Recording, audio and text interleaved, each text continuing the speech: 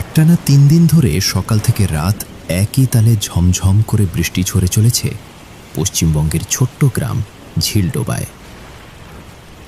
ঝড় বৃষ্টির তীব্রতায় গ্রামের মানুষজনও আর তেমন বাইরে বেরোয় না। দৈনন্দিন কাজকর্ম, চলাফেরা সবকিছুই যেন ধীরে ধীরে পড়ে গিয়েছে অনিয়মের মধ্যে। কিন্তু ঠিক এমনই এক সময় এই ঝমঝম বৃষ্টির মাঝেই গ্রামের একেবারে শেষ প্রান্তে থাকা ডাক্তার সুশান্ত কুমারের বাড়ির দরজায় হঠাৎ করেই ঠক ঠক ঠক শব্দ তুলে কড়া নাড়তে লাগল এক অচেনা লোক। ডাক্তারবাবু, ও ডাক্তারবাবু, একটু বাইরে বেরিয়ে আসুন না। লোকটির তীব্র কণ্ঠস্বরে ভেঙে গেল ঘুমন্ত ডাক্তার সুকান্ত কুমারের গভীর নিদ্রা। হঠাৎ জেগে উঠে তিনি কিছুক্ষণ স্থির হয়ে রইলেন। তারপর মনে মনে কিছু একটা ভাবতে শুরু করলেন যেন। কি ব্যাপার, এত রাতে দরজায় কে শব্দ করছে, তাও আবার এমন বৃষ্টির মধ্যে? ও ডাক্তারবাবু, শুনতে পাচ্ছেন? একটু বাইরে আসুন না। না, বিষয়টা তো দেখতে হয়। দ্বিধা আর কৌতূহলের মাঝে আর দেরি না করে এক ঝটকায় বিছানা থেকে উঠে ধীর পায়ে এগিয়ে গিয়ে দরজাটি খুলে দিলেন ডাক্তার সুকান্ত। আর সামনে দেখতে পেলেন কাঁপতে থাকা এক হাতে ছাতা ও অন্য হাতে টিমটিমে লণ্ঠনের হলুদ আলো ছড়িয়ে দাঁড়িয়ে আছে এক রোগা পাতলা অচেনা লোক। কি ব্যাপার, কে তুমি? তোমাকে তো এই গ্রামের লোক বলে মনে হচ্ছে না। সব কিছুই বলবো ডাক্তারবাবু, আগে আপনি আমার সঙ্গে চলুন। আমার ছোট ছেলে দীপু, ওর তো ভীষণ জ্বর ডাক্তারবাবু। আহা, এই প্রচণ্ড বৃষ্টির মাঝে এখন কোথাও যাওয়াটা যে সম্ভব নয়। এমনটি বলবেন না ডাক্তারবাবু, আমি আপনার দুটো পায়ে পড়ি। আপনি না গেলে আমার বাচ্চাটা যে আর বাঁচবে না ডাক্তারবাবু। আহা, এভাবে বলো না। ছোট শিশু না গিয়ে তো আর উপায় দেখতে পাচ্ছি না। আচ্ছা, তুমি একটু অপেক্ষা করো, আমি ছাতা নিয়ে আসছি। এরপর প্রচণ্ড ঝড় বৃষ্টির মাঝেই ডাক্তার সুকান্ত লোকটির সঙ্গে রওনা দিলেন তার বাড়ির উদ্দেশ্যে, শিশুটির অসুস্থতার কথা ভেবে। আর এমনিতেই গ্রামের সকলে জানে ডাক্তার সুকান্ত যেমন সরল সিধে লোক, প্যাঁচও ছিল না তার মনে। কিন্তু লোকটির বাড়ি কোথায় বা সে কে, এ সম্পর্কে ডাক্তার কিছুই জানতেন না। আর তাই এত রাতে তাকে জঙ্গলের পথ দিয়ে নিয়ে যাওয়া হচ্ছে, এই বিষয়টি ভেবে অস্থিরতা সৃষ্টি হল ডাক্তার সুকান্তের মনে। আচ্ছা বলো তো, আমরা ঠিক যাচ্ছি কোথায়? আমার জানা মতে এই জঙ্গলে তো কোনো বাড়ি থাকার কথা নয়। কি ব্যাপার, চুপ করে আছো যে? এই তো ডাক্তারবাবু, আর একটু সামনে গেলেই আমরা পৌঁছে যাব। লোকটির কথায় মন মতো উত্তর না পেয়ে আর কোনো কিছু বললেন না ডাক্তার সুকান্ত। শুধু চুপচাপ তার সঙ্গে এগিয়ে চললেন অন্ধকার ভেজা পথ ধরে। চারিদিকের পরিবেশটাও তখন যেন ঢেকে গিয়েছিল অদ্ভুত এক ভয়ের আবরণে। কখনো বৃষ্টি একটু কমে আসছে, আবার হঠাৎ করেই ঝমঝম করে শুরু হচ্ছে প্রবল বর্ষণ। আকাশ জুড়ে বিদ্যুতের তীব্র ঝলকানি আর মেঘের গুমগুম শব্দ, তার সঙ্গে দূরে কোথাও শেয়ালের ডাক মিলেমিশে এমন এক অস্বাভাবিক পরিবেশ তৈরি করেছিল যা কোনো সাহসী মানুষের মনেও ঢুকিয়ে দিতে পারে আতঙ্ক ও ভয়। ওহ বাবা, বৃষ্টি একবার কমছে আবার বেড়ে যাচ্ছে। এই ঘন জঙ্গলের মাঝ দিয়ে তুমি যে আমার বাড়িতে একা এলে, তোমার ভয় করেনি? ভয়? আমার বাচ্চাটা জ্বরে কাঁপছে, আমার ভয় করলে হবে বাবু? আপনি একটু জলদি পা চালান, অনেক দেরি হয়ে যাচ্ছে। আহা, আর কত তাড়াতাড়ি করে যাবো বলো দেখি, কাদায় যে পা আটকে ধরছে। আর একটু কষ্ট করুন ডাক্তারবাবু, আমার ছেলেটার যে আপনারে বড় প্রয়োজন। আচ্ছা আচ্ছা, চলো। লোকটির সন্তানের কথা ভেবে ডাক্তার সুকান্ত যেন নিজের হাঁটার গতি আরও বাড়িয়ে দিলেন। কিন্তু সঙ্গে সঙ্গে বাতাস আর বৃষ্টির দাপটও যেন হয়ে গেল দ্বিগুণ।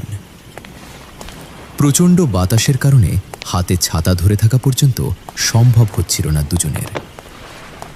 আর এমন সময় হঠাৎ একটি গাছের ডাল এসে ভেঙে পড়ল সামনে হেঁটে চলা সেই লোকটির পায়ের কাছে। আরে মশাই, সাবধানে, এখনই তো অনর্থ হয়ে যেত। ও ভয় পাবেন না ডাক্তারবাবু, আমার কিছুই হবে না। কিছু হবে না মানে? এই একটুর জন্য না তুমি ক্ষত থেকে বেঁচে গেলে? ও কিছু না বাবু, ছেলেটার জ্বর তো, ওর কথা ভেবেই হয়তো ভুলভাল বকছি। ও আচ্ছা, তাই বলো। এভাবেই ঝড় বৃষ্টির তাণ্ডবের মধ্যে একটানা হাঁটতে হাঁটতে পথে নানান বাধা বিপত্তি পেরিয়ে অবশেষে ডাক্তার সুকান্ত ও সেই অচেনা লোকটি এসে পৌঁছালো একটি অতি পুরনো ছোট্ট কুঁড়ে ঘরের সামনে। চারিদিক তখন ঘুটঘুটে অন্ধকারে ঢেকে গিয়েছিল। মনে হচ্ছিল যেন বহু শত বছর ধরে এই জায়গাটিতে মানুষের কোনো বসবাস নেই। এই কোথায় নিয়ে এলে তুমি আমাকে? গরিব মানুষ ডাক্তারবাবু, এই ছোট কুঁড়ে ঘরেই আমার বাসস্থান। আপনি দেরি না করে কৃপা করে ভেতরে যান ডাক্তারবাবু। তুমি যাবে না ভিতরে? না বাবু, এমন সময় জন্তু জানোয়ারের ভয় থাকে, আমি বাইরেই পাহারা দেই। আপনি এই লণ্ঠনটা নিয়ে একটু জলদি করে আমার বাচ্চাটারে দেখুন, ওর যে ভীষণ খারাপ অবস্থা ডাক্তারবাবু। আপনি যান ডাক্তারবাবু। আচ্ছা আচ্ছা, আমি দেখছি, তুমি চিন্তা করো না।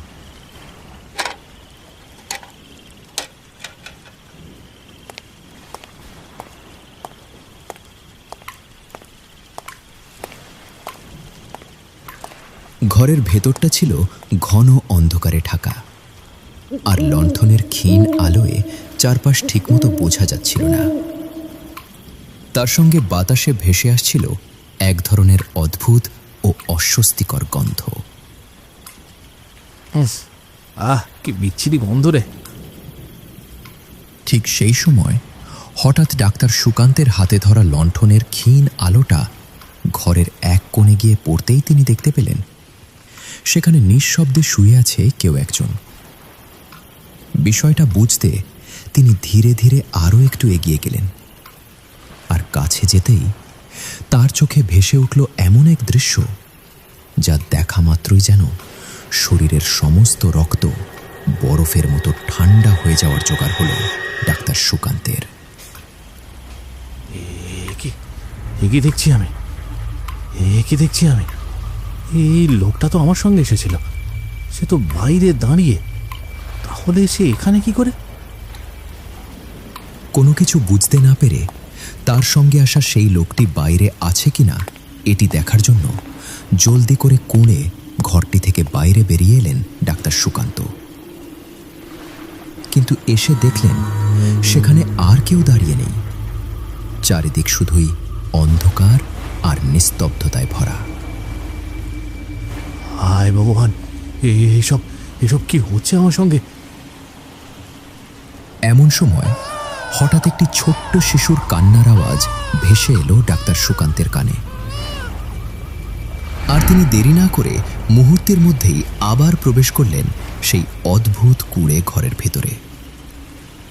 এরপর লণ্ঠনের আলোয় এদিক সেদিক তাকাতেই তার চোখে পড়ল ঘরের এক কোণে মেঝেতে একটি কাপড়ের ভিতরে মোড়ানো রয়েছে একটি ছোট শিশু, আর তার পাশেই টপ টপ করে পড়ছে বৃষ্টির জল।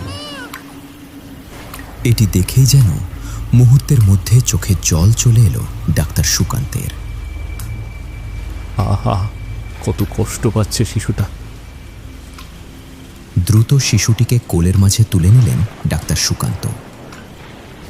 এরপর জলদি করে কোণে ঘরের এক কোণে বসে তার সঙ্গে করে আনা ডাক্তারি ব্যাগ থেকে ইঞ্জেকশন বের করে দিলেন বাচ্চাটির জ্বরে কাঁপা শরীরে। এভাবে বেশ কিছুক্ষণ একটানা সেবা যত্ন করলেন ডাক্তার সুকান্ত, বাচ্চাটির দিকে নিজের যত্নশীল দৃষ্টি রেখে। যাক যাক বাবা, একটু বুঝি জ্বর কমেছে শিশুটার। কিন্তু এখানেই যেন সব শেষ নয়। হঠাৎ করে পুরো ঘরে একটি অদ্ভুত আলোর পিণ্ড তৈরি হলো, আর তার মাঝে আবির্ভূত হলো সেই লোকটি। ডাক্তার সুকান্তকে এখানে পর্যন্ত নিয়ে আসা সেই অচেনা লোকটির আত্মা। তার পুরো শরীর একদম সাদা ফ্যাকাশে, চোখ টকটকে লাল, আর এটি দেখে ভয়ে যেন থরথর করে কাঁপতে লাগলেন ডাক্তার সুকান্ত। ভয় পাবেন না ডাক্তার বাবু, ভয় পাবেন না। কিন্তু কিন্তু এইসব এইসব আর তোমার এই অবস্থা, মানে? ডাক্তার বাবু, আপনি শান্ত হন, আমি আপনারে সব খুলে বলতাছি। আমি কাজের সন্ধান করতে করতে এই জায়গাটায় এসে পড়ি। তারপর তারপর রাত হওয়ার সঙ্গে সঙ্গেই শুরু হয় প্রচণ্ড ঝড় বৃষ্টি। ঠিক তখনই আমার নজরে পড়ে এই কুঁড়ে ঘরটা। আর দেরি না করে এখানে আশ্রয় নিই আমার এই ছোট মাহারা ছেলে দীপুরে নিয়ে। মাহারা কেন? ও ও মার কি হয়েছে? ওরে জন্ম দেওয়ার পর প্রচণ্ড জ্বরে আক্রান্ত হয়ে ওর মা মারা যায়। এরপর আমার এই ছেলেটারে বুকে নিয়েই আমি বেঁচেছিলাম, কিন্তু সেটিও আর কপালে সইল না ডাক্তার বাবু, কপালে সইল না। কিন্তু কেন কেন সইল না? ওই ঝড় বৃষ্টির রাতে আসলে কি হয়েছিল? ডাক্তার বাবু, আমি বুঝতে পারিনি, সত্যি বুঝতে পারিনি। ওই অন্ধকার রাতের মাঝেই হঠাৎ একটা সাপ আমার পায়ে কামড় দেয়, আর আমি তখনই সেই জায়গাতেই শেষ নিঃশ্বাস ত্যাগ করি। কিন্তু আমার এই ছোট্ট বাচ্চাটারে জ্বরে ছটফট করতে দেখে আমার আত্মার শান্তি পায় না ডাক্তার বাবু। আমি ছুটে যাই আপনার বাড়িতে ডাক্তার বাবু, একটু সাহায্যের আশায়। লোকটির আত্মার মুখে তার জীবনের নির্মম ঘটনাগুলো শুনে যেন একদম নিশ্চুপ হয়ে গেল ডাক্তার সুকান্ত। এর আগে সে কখনো এমন পরিস্থিতির সম্মুখীন হয়নি, আর সে কি করে মেনে নিত আজকের এই রাতের ঘটনা নিজ চোখে না দেখলে? এই প্রশ্নটাই যেন ঘুরপাক খাচ্ছিল ডাক্তারের মনের ভিতরে। কিন্তু ডাক্তার বাবু, আজ আমি আপনার কাছে একটা জিনিস চাই। হ্যাঁ, বলুন, আপনি আপনি দেবেন? বলো, কি জিনিস? আপনি যদি আমার এই ছোট্ট হঠাৎ বাচ্চাটারে নিজের মনে করে বড় করেন, কৃপা করে না বলবেন না ডাক্তার বাবু, না বলবেন না। তুমি নিশ্চিন্তে থাকো, আজ থেকে তোমার সন্তানের সকল দায়িত্ব আমার। ওকে সুশিক্ষিতভাবে বড় করব আমি। ডাক্তার সুকান্তের আস্থাভরা কথা শুনে দীর্ঘ এক স্বস্তির নিঃশ্বাস ফেলে হাসি মুখে কুঁড়ে ঘরটি থেকে এক নিমিষেই অদৃশ্য হয়ে যায় লোকটির আত্মাটি। অন্যদিকে বাইরে ভোরের আলো ফুটে গিয়েছিল। তার আত্মাটি বুঝিয়ে বা শান্তি পেল। এরপর দেখতে দেখতে পেরিয়ে যায় 1.5 থেকে 2 ঘন্টা, আর এখন আনুমানিক সকাল 6টা বা 7টা। এই সময়ের মধ্যেই সেই মৃত লোকটির লাশ একটি পুরনো কাপড়ে মুড়িয়ে কুঁড়ে ঘরের বাইরে রেখে এসেছিলেন ডাক্তার সুকান্ত। আর এটি দেখেই প্রায় পুরো গ্রামের মানুষ ভিড় জমিয়ে দাঁড়িয়েছিল কুঁড়ে ঘরের বাইরে ও ভিতরে। আরে, এই যে আমাদের ঝিলডোবা ডাক্তার সুকান্ত। হ্যাঁ, তাই তো দেখছি, কিন্তু এসব কি করে হলো? ও ডাক্তারবাবু, কিছু তো বলুন। বলছি তোমাদের, আমি সকল ঘটনা খুলে বলছি। কাল রাতে যখন প্রচণ্ড ঝড় বৃষ্টি হচ্ছিল তখন এই লোকটির আত্মা আমার কাছে আসে একটি সাধারণ মানুষ রূপে।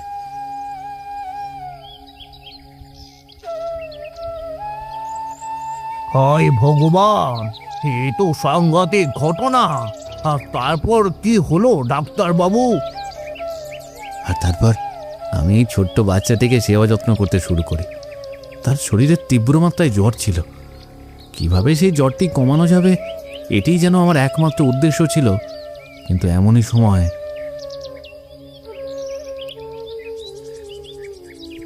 এরপর শিশুটির দায়িত্ব আমাকে দিয়ে স্বর্গের পথে পাড়ি জমায় সেই লোকটির আত্মা। আর এভাবেই গ্রামবাসীদের এক এক করে সকল ঘটনা খুলে বলল ডাক্তার সুকান্ত। এরপর সেই নির্মম রাত পেরিয়ে আজ প্রায় দীর্ঘ 7টি বছর কেটে গেছে। আর এরই মাঝে সেই ছোট দীপুও এখন অনেক বড় হয়েছে।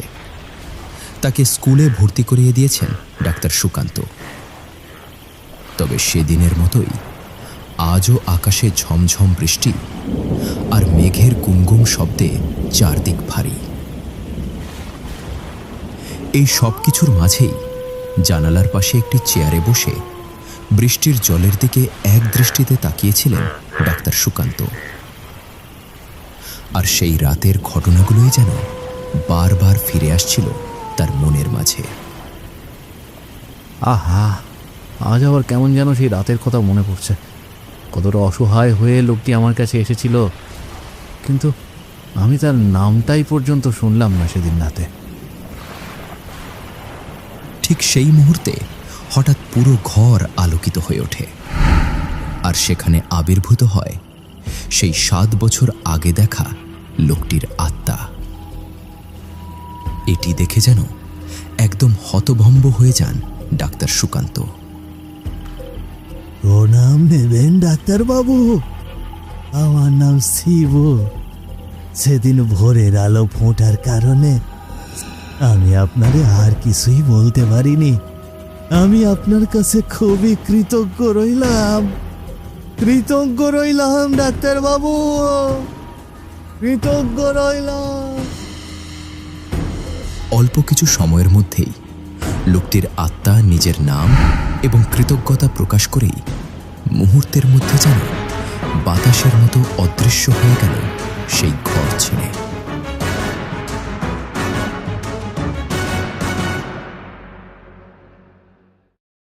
প্রিয় বন্ধুরা, আশা করছি আজকের ভিডিওটি আপনার ভালো লেগেছে।